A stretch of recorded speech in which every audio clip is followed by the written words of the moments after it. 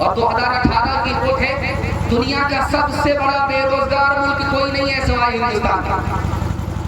2017 की रिपोर्ट है कि 3 महीने के अंदर 30 लाख जवानों की नौकरी चली गई। नए को तो नौकरी मिली नहीं, पुराने की नौकरी चली गई।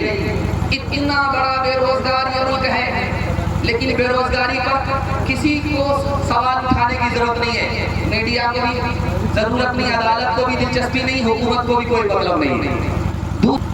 हिंदुस्तान में दफा 38 में, हिंदुस्तान के कानून में दफा 38 है, उसमें लिखा हुआ है वजीर आजम और मजदूर दोनों का रुतबा एक होना चाहिए, दोनों की तनख्वाह एक होनी चाहिए, गरीबी को मिटना चाहिए, दोनों को अमीर होना चाहिए।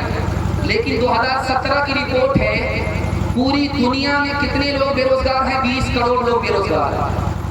और 2018 की रिपोर्ट है, दुनिया का सबसे बड़ा बेरोजगार मुल्क कोई नहीं है सिवाय हिंदुस्तान का।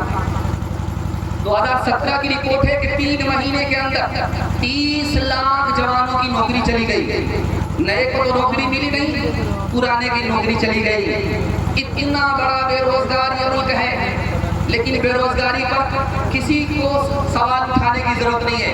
मीडिया को भी जरूरत नहीं, अदालत को भी दिलचस्पी नहीं, हुकूमत को भी कोई मतलब नहीं।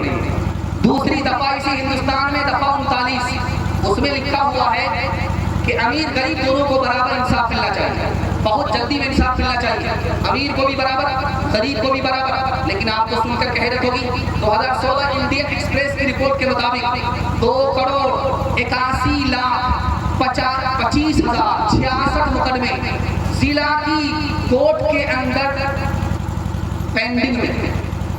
अब बताइए, जो डिस्ट्रिक्ट कोर्ट है उसमें 2,81,25,066 मुकदमे पेंडिंग में।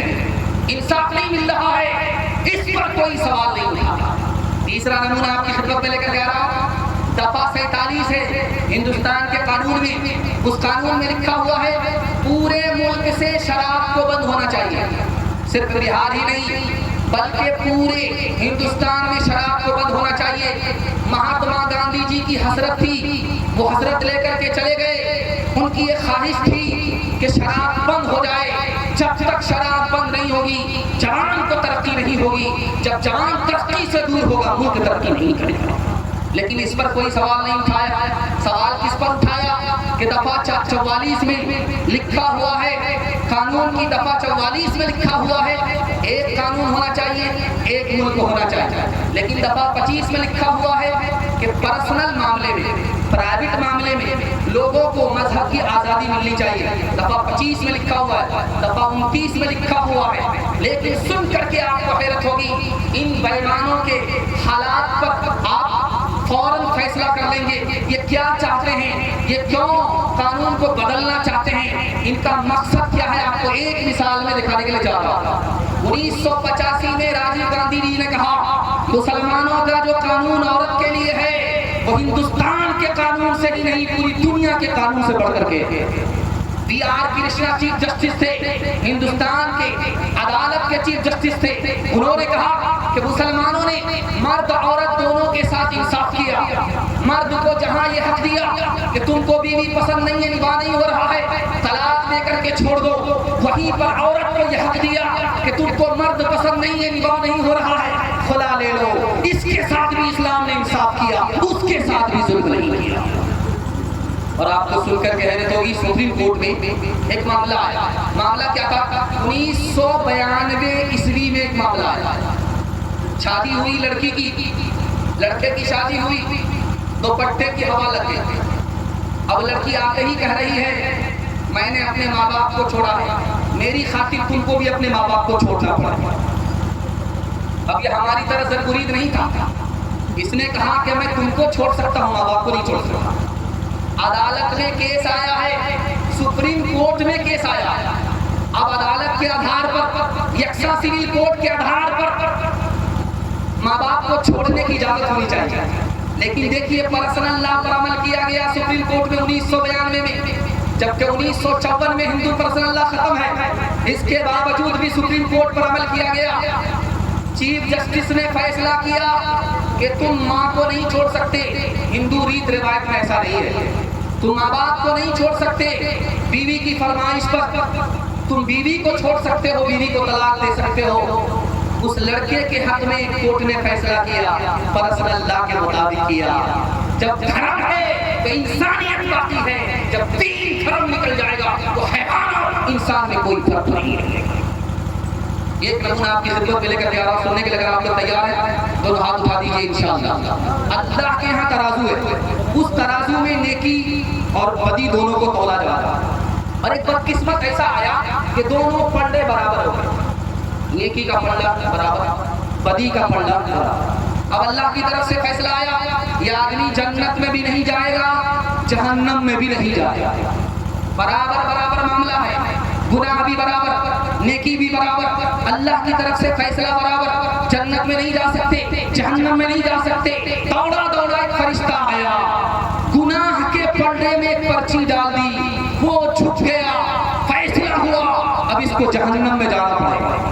वो पर्ची में क्या था वो मैं आपको दिखाने के लिए जा रहा हूँ, आपसे पट्टी हटा रहा हूँ। अगर आपके माँ बाप जिंदा हैं तो आप खिदमत कीजिए, तीन चीज अल्लाह देगा, रोजी बढ़ा देगा, उम्र बढ़ा देगा और सेहत बढ़ा देगा। तजर्बा करके देख लीजिए, मेरा गिरबान आप पकड़ सकते हैं।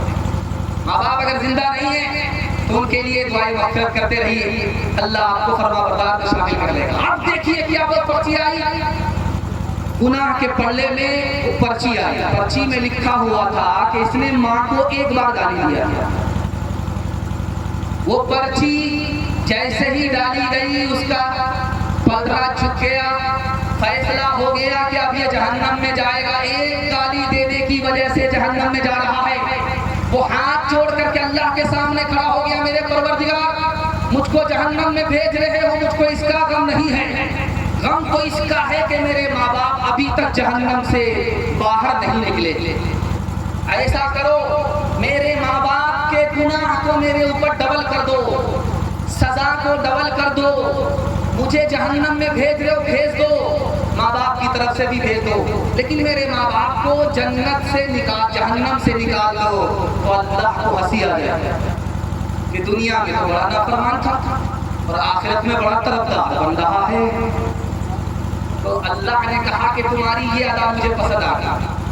तुम तो दुनिया में माँ बाप के नाफरमान थे, लेकिन आखिरत में तरफदार हो।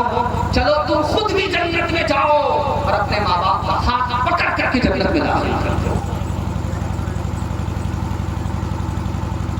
मैं आपसे एक बात ये कहना चाह रहा था कि आखिर यकसा सिविल कोड की बात क्यों आ रही है। एक छोटा सा नमूना आपकी खिदमत में आता है। मुसलमान की मुसलमान से शादी होती है, कोई झगड़ा नहीं। सिख की सिख से शादी हो, कोई झगड़ा नहीं। ईसाई की ईसाई से शादी हो, कोई झगड़ा नहीं। जहां यकसा सिविल कोड के आधार पर मुसलमान से लड़की से अगर हिंदू शादी करे, हिंदू लड़की से मुसलमान शादी करे तो झगड़ा होता है, फसाद होता है। और बीसियों फसाद सिर्फ दो बिरादरी, दो कौम की आपस की शादी की वजह से हुआ। यकसा सिविल कोड की वजह से महाभारत, यकसा सिविल कोड की वजह से पहली आलमी जंग हुई 1914 में, यकसा सिविल कोड की वजह से दूसरी आलमी जंग हुई है 1939 में। इसलिए हम कहते हैं हिंदुस्तान अमन का मुल्क है। अमन के साथ अगर रहना होगा तो परसन अल्लाह के साथ रहना पड़ेगा। अगर अमन को खत्म करना है तो परसन अल्लाह को खत्म करना पड़ेगा। लेकिन ये खत्म नहीं होगा। कारी मोहम्मद तैयब साहब रहमतुल्लाह अलैह ने कहा परसन अल्लाह खत्म नहीं होगा, मुसलमान खत्म हो जाएगा। परसन अल्लाह खत्म नहीं होगा। परसन अल्लाह अल्लाह का कानून है, उसकी हिफाजत का जिम्मा है। मुसलमान इसलिए आवाज उठा रहा है ताकि अल्लाह इसकी हिफाजत कर ले। इसलिए मैं आपसे हाथ जोड़ करके कहता हूँ, अल्लाह के रसूल के लाए हुए दीन पर हम लोग 100% दाखिल होंगे। हाथ उठा करके वादा कीजिए इंशाअल्लाह। हमारी तरफ से दाढ़ी और पगड़ी सिख रखेगा, हम नहीं रखेंगे। हाथ उठाइए इंशाअल्लाह। जालिम ये चाहता है कि पहचान छोड़ दे, पहचान छोड़ दे। जालिम ये चाहता है कि पहचान छोड़ दे, पहचान छोड़ दे। घबरा के हम रसूल का फरमान छोड़ दे, फरमान छोड़ दे। मरना हमें कबूल है, मरना हमें कबूल है, मर जाएंगे मगर